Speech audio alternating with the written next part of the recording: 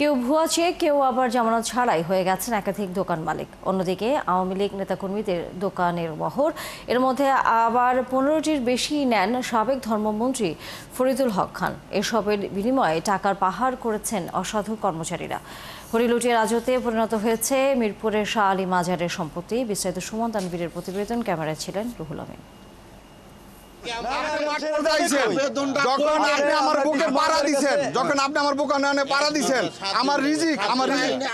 মিরপুরের শাহ আলী মাজার কমিটির উচ্ছেদ অভিযানের চিত্র তোড়জোড় দেখে মনে হওয়া স্বাভাবিক।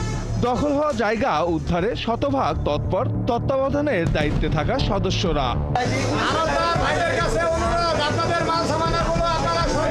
অভিযানের নেতৃত্ব দেওয়া সাদা শার্ট পরা এই ব্যক্তির কথা মনে রাখবেন। তিনি শাহ আলী মাজারের সিকিউরিটি ইনচার্জ। অস্থায়ী মাটি ভাড়া বলতে কি বোঝান? সারা জীবন থাকবে? মাধ্যমে আমি জানতে চাই, এটা কি সারা জীবন থাকবে? এই ডকুমেন্টের কারণে আমরা কোটি টাকা ভাড়া দেইনি আপনাদের। ৭১-এর অনুসন্ধানের শুরু ঠিক এখান থেকেই। কিভাবে চলছে মাজার তা দেখতে গিয়ে প্রথমেই ধাক্কা খেতে হয়। প্রধান ফটকের সামনে খোলামেলাভাবেই বিক্রি হচ্ছে মাদক। বাইরে গাঁজা, ভেতরে নাকি পাওয়া যাবে ইয়াবা, হেরোইন সহ সব। নায়াসিনামাইড ও স্যালিসাইলিক সমৃদ্ধ লিলি ফেস ওয়াশ, যা ফেসের ডেড স্কিন সেল দূর করে দেয় দ্বিগুণ ফাস্টার ব্রাইটেনিং। ভেতরে ঢুকতেই চোখে পড়ে সাধকদের গান বাজনার পাশাপাশি বেশ খোলামেলাভাবেই চলছে মাদক সেবন। তবে অল্প কিছুক্ষণের মধ্যেই গন্ডগোল লেগে যায় দুই গ্রুপের মধ্যে। এ তো গেল খালি চোখে দেখা সার্বিক ব্যবস্থাপনা। মাজারের মোট 32 একর জমির খবরও জানতে চাই আমরা।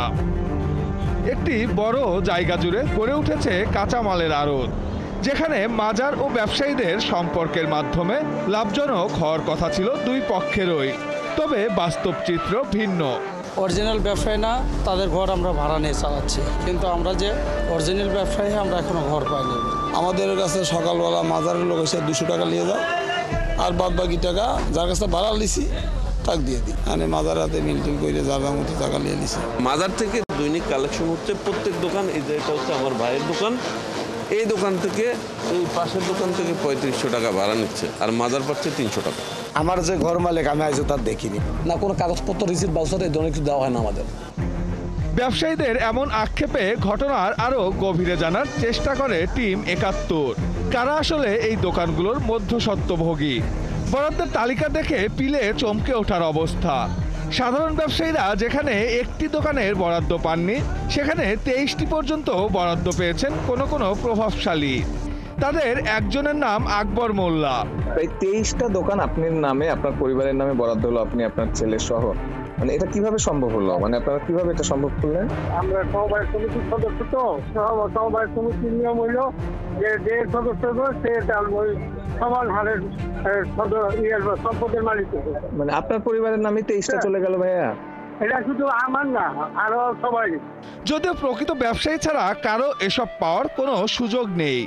দোকান পাওয়ার এই তালিকায় সাবেক আওয়ামী লীগ এমপি, স্থানীয় কমিশনার, পার্টি নেতা ছাড়াও অনেকের নাম রয়েছে। সাবেক ধর্মমন্ত্রী ফরিদুল হকও দখলে নেন 15টি দোকান।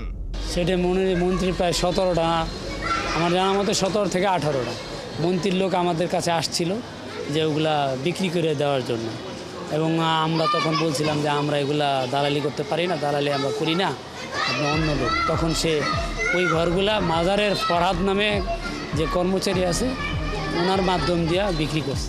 কর্মতৎপর মাজার কমিটির সেই মানুষটির কথা নিশ্চয়ই মনে আছে। অনুসন্ধানে তার দোকানেরও সন্ধান মেলে।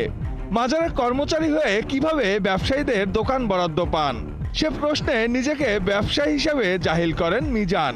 লাগে জিগান প্রত্যেক সিএনজি ট্রাফিকা লাগে আর সাংবাদিকা লাগে। যদি 100 সিএনজি থাকে তার মধ্যে 90টা হলো সাংবাদিক আর ডাকে ওই ট্রাফিক পুলিশের। তাহলে আপনি একটা কেমনে দেন? একটা গরম। সে ছাড়াও এই মার্কেটের দোকানের সন্ধান মেলে মাজারের প্রকৌশলীর দায়িত্বে থাকা কাউসার ছাড়া আরো কয়েকজনের। কোন বিবেচনায় বরাদ্দ পেলেন তারা, সে ব্যাখ্যা জানতে একাধিক দিন তাদের অফিসে গিয়েও দেখা মেলেনি।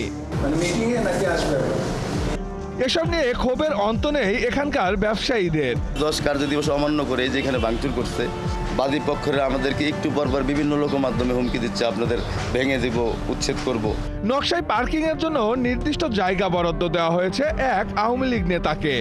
এখন ব্যবসায়ীদের জায়গায় পার্কিং বানাতে উঠে পড়ে লেগেছে প্রশাসন। এই জায়গার ভিতরে এরা অবৈধভাবে পার্কিংয়ের জন্য সাইনবোর্ড লাগাইতেছে, যাতে ওইখানে ভাঙ্গার পরে ওইখানে পার্কিং করবে, অথচ নির্ধারিত পার্কিং হচ্ছে এইটা। ভিন্ন ভিন্ন নাম দেখিয়ে সেই পার্কিং এর টেন্ডারে আবার অংশ নেয় একই পরিবারের একাধিক সদস্য। 1,80,00,000 টাকায় কাজও পায় তাদেরই একজন। 2 ধরনের সিন্ডিকেট একত্রিত হইয়া তারা আইন মানতে আসে না, যেটা বলে মনে করেন এটা হলো মোর্শেদ সিন্ডিকেটের আইন কেন্দ্র। মাজারের বেশ কয়েকজন আনসার স্টাফ আছে, তারাই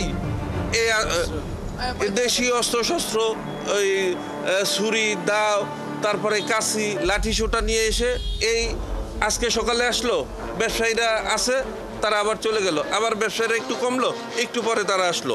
এখন এটা কোন প্রসেস, সেটা আইনশৃঙ্খলা বাহিনী এখানকার আছে, থানা আছে, ডিসি অফিস আছে, সেনা ক্যাম্প আছে, তাদের কাছেও বললাম, তারাও বললো এরকম আমাদের কোনো মেসেজ নাই।